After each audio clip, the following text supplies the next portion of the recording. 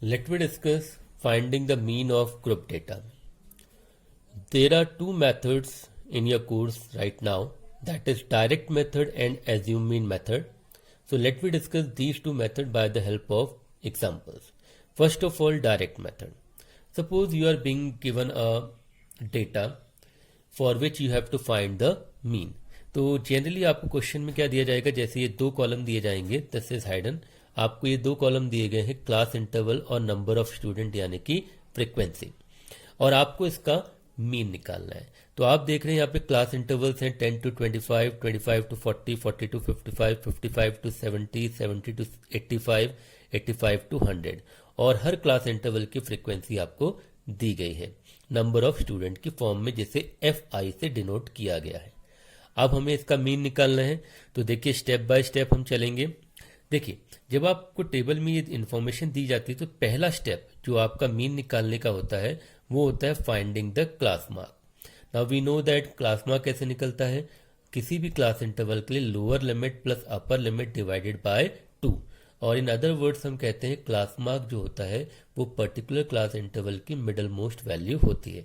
जैसे कि यहाँ पे एग्जांपल दिया गया, हमने पहला क्लास इंटरवल था 10 से 25, तो इसका क्लास मार्क कैसे होगा 10 प्लस 25 डिवाइडेड बाय 2. तो 10 प्लस 25 होगा 35 डिवाइडेड बाय 2 यानी 17.5. तो दिस वे आप हर क्लास इंटरवल के लिए क्लास मार्क निकालेंगे. देखिए पहले का 17.5 आया, इसका 32.5, 47.5, 62.5, 77.5 एंड 92.5, और हर जगह हमने वही मेथड यूज किया है, lower limit plus upper limit divided by 2. So the first step for finding the mean is finding XI class mark. Now step number 2. हमारा स्टेप नंबर 2 होता है कि we will find the product of FI and XI. यहाँ पर FI क्या है, frequency, और XI क्या है, क्लास मार्क. तो हम क्या करेंगे, हर क्लास इंटरवल की जो फ्रीक्वेंसी है यानी FI है और हर क्लास इंटरवल का जो क्लास मार्क है यानी XI है, उन दोनों को मल्टीप्लाई करेंगे और निकालेंगे FI XI. तो जैसे आप देख सकते हैं 2 को 17.5 से इंटू किया, आपको मिला 35.0. वैसे ही आप 3 को 32.5 से इंटू करेंगे 97.5 आएगा. 7 को 47.5 से इंटू करेंगे 332.5 आएगा. तो दिस वे 6 को 62.5 से इंटू किया, हमारा ये आंसर आया. 6 को 77.5 से किया, हमारा 465 आया, और 6 को 92.5 से किया, हमारा 555 आया. तो हमें सेकंड स्टेप में सारे FI XI निकालने हैं. उसके बाद हम सारी फ्रीक्वेंसीज का सम करेंगे. तो 2 plus 3 plus 7 plus 6 plus 6 plus 6 करेंगे तो ये 30 आएगा, और इसको मैथमेटिकली हम डिनोट करेंगे सिग्मा FI से. सिमिलरली हमने जितने भी FI XI निकाले हैं उनका सम करेंगे, ये आएगा 1860, और इसे हम डिनोट करेंगे सिग्मा FI XI से. तो हमने यहाँ पे सिग्मा FI XI यानी कि प्रोडक्ट का सम निकाल लिया है, नंबर ऑफ स्टूडेंट यानी फ्रीक्वेंसी का सम निकाल लिया है. अब हम चलेंगे अपने स्टेप नंबर 3 पर, जहां पर हम मीन फाइंड आउट करेंगे. तो डायरेक्ट मेथड में मीन निकालने का फॉर्मूला होता है x बार. x बार मतलब मीन का सिंबल है. ये फॉर्मूला होता है sigma FI XI over sigma FI. देखिए सिग्मा का मतलब होता है समेशन यानी सारी वैल्यूज का सम. तो सारे FI XI का जो सम आया यानी 1860, उसको हम डिवाइड करेंगे जो सारी फ्रीक्वेंसीज का सम आया यानी कि 30, और हम देख रहे हैं कि 1860 को जब 30 से डिवाइड करेंगे आवर आंसर विल बी 62. यानी कि इस ग्रुप डेटा का डायरेक्ट मेथड से जो मीन आया दैट इज योर 62. तो this way we will find the mean of group data by direct method. इसके बाद हमारा जो सेकंड मेथड होता है मीन फाइंड आउट करने का, that is your assume mean method. तो आइए उसको डिस्कस करते हैं. देखिए अब सपोज हमारे पास एक क्वेश्चन है. यहाँ पे आप देख रहे हैं आपको क्लास इंटरवल्स दिए गए, नंबर ऑफ स्टूडेंट्स दिए गए हैं 10 to 25, 25 to 40, 40 to 55, ये आपका क्लास इंटरवल है, और ये आपकी इसकी फ्रीक्वेंसीज हैं. अब हमें इसका एज्यूम मीन मेथड से मीन निकालना है. तो आइए स्टेप बाय स्टेप इसको डिस्कस करते हैं. हमने एक टेबल की फॉर्मेशन ले ली है. सबसे पहला स्टेप जैसा कि डायरेक्ट मेथड में था, we have to find the class mark. और क्लास मार्क कैसे निकालते हैं, lower limit plus upper limit divided by 2. तो जैसे हमने 10 to 25 लिया तो ये आया 17.5. तो यहाँ देखिए हमने थर्ड कॉलम में सारे क्लास इंटरवल्स का क्लास मार्क निकाल लिया, यानी कि मिडल मोस्ट वैल्यू निकाल ली है। इसके बाद जो सेकंड स्टेप होता है दैट इज वेरी इंपॉर्टेंट, ये होता है फाइंड एज्यूम मीन। अब हमें क्या करना है, ये जितने भी क्लास मार्क हमारे पास आए 17.5, 32.5, 47.5, देखिए मीन जो होगा वो इन्हीं वैल्यूज में से कोई होगा या इनके आसपास की कोई वैल्यू होगी।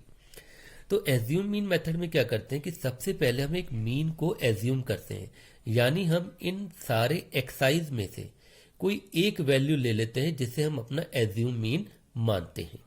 अब एज्यूम मीन मानने का या लेने का तरीका क्या है, इसको डिस्कस करते हैं। देखिए, अगर डेटा में हमारे क्लास इंटरवल का जो नंबर है वो ऑड है, जैसे मान लीजिए टोटल क्लास इंटरवल 7 है, 9 है, तो उस केस में हम एज्यूम मीन किस एक्सआई को लेंगे, जो क्लास इंटरवल सबसे बीचों बीच में आएगा, यानी कि सेंटर में आएगा। तो अगर हमारे क्लास इंटरवल 7 है तो इसमें जो मिडल मोस्ट क्लास इंटरवल होगा वो 4th नंबर पे होगा। तो 4th नंबर के क्लास इंटरवल का जो एक्सआई होगा उसे हम अपना एज्यूम मीन ले लेंगे। लेकिन अगर क्लास इंटरवल का नंबर इवन होगा, जैसे कि इस क्वेश्चन में है, जैसे देखिए 1 2 3 4 5 6, तो यहाँ पे टोटल 6 क्लास इंटरवल है। तो इस केस में एज्यूम मीन लेने का क्या तरीका होगा, देखिए 6 की जो मिडिल क्लास इंटरवल है वो 3rd और 4th, तीसरा और चौथा। तो हम क्या करते हैं कि जो इवन केस में जो बीच के 2 क्लास इंटरवल होते हैं उसमें जिसकी फ्रीक्वेंसी, जिस एक्सआई की फ्रीक्वेंसी ज्यादा होगी उसे हम एज्यूम मीन मान लेंगे। जैसे कि अगर हम यहाँ पे देखें तो हमारा 3rd और 4th ये आया, और इसमें हम देख रहे हैं 3rd वाले की जो फ्रीक्वेंसी है वो ज्यादा है, तो हमने इसको क्या मान लिया, एज्यूम मीन मान लिया, और इसको डिनोट करते हैं हम किससे, ए से। तो यहां पर 47.5 हमारा एज्यूम मीन हो गया, जिसको हमने ए से डिनोट किया है। तो this method we have to keep in mind. Even odd number of class intervals होंगे तो इसमें जो मिडल मोस्ट क्लास इंटरवल होगा उसका एक्सआई ले लेंगे। अगर even number of class interval है तो जो बीच के 2 क्लास इंटरवल हैं उनको देखेंगे, और उसमें जिस एक्सआई की फ्रीक्वेंसी ज्यादा होगी उसे हम एज्यूम मीन ले लेंगे। लेकिन यहाँ पे एक सवाल उठता है कि अगर मान लीजिए कोई बच्चा ये मेथड भूल जाता है और गलती से वो एज्यूम मीन में 47.5 की जगह 62.5 ले लेता है, या कोई 92.5 ले लेता है, या कोई 17.5 ले लेता है एज्यूम मीन, तो क्या उसका आंसर गलत होगा? तो इसका आंसर है नो। आप एज्यूम मीन लेते समय किसी भी एक्सआई को एज्यूम मीन मान सकते हैं, लेकिन जो हमने मेथड में डिस्कस किया इवन और ऑड वाला, उसकी वजह से हमारी कैलकुलेशन क्या हो जाती, इजी हो जाती। That's why we follow that method. Otherwise सारे एक्सआईज में से आप किसी भी एक्सआई को एज्यूम मीन ले सकते हैं। तो हमारा सेकंड स्टेप क्या हुआ, एज्यूम मीन निकालना, जो हमने निकाल लिया 47.5। Now third step is very important, that is deviation, finding the deviation. Deviation का मतलब होता है हाउ फार। अब ये कैसे निकालते हैं, व्हाट इज डेविएशन है, डिफरेंस बिटवीन ए मतलब assume mean and each XI.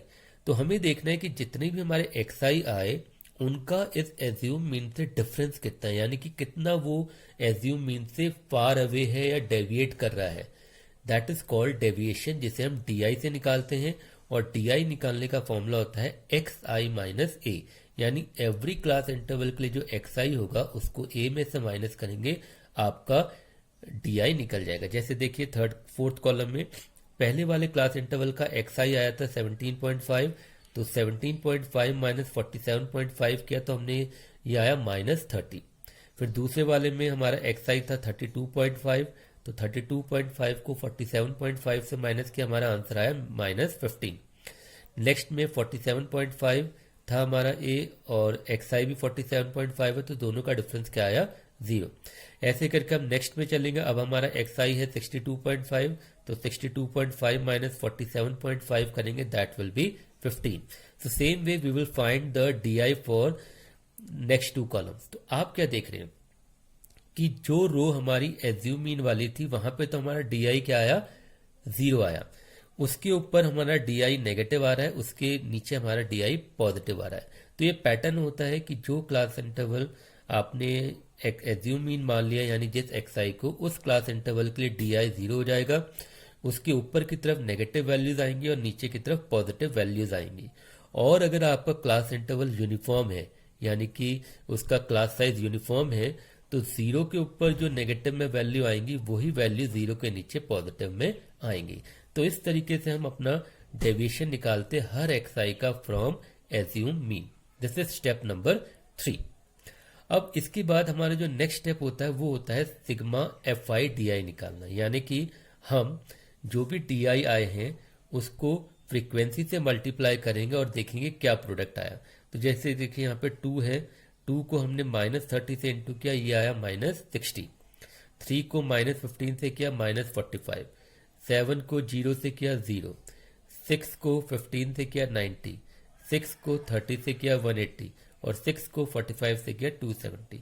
यानी हमें FIDI निकालना है। तो जो जो फ्रीक्वेंसीज हैं उससे हम पर्टिकुलर DI से इंटू करेंगे और जो प्रोडक्ट आएगा उसको एक कॉलम में लिख देंगे। अब हमें क्या करना है, इन सारे FIDI के कॉलम में सारी वैल्यूज को ऐड करना है।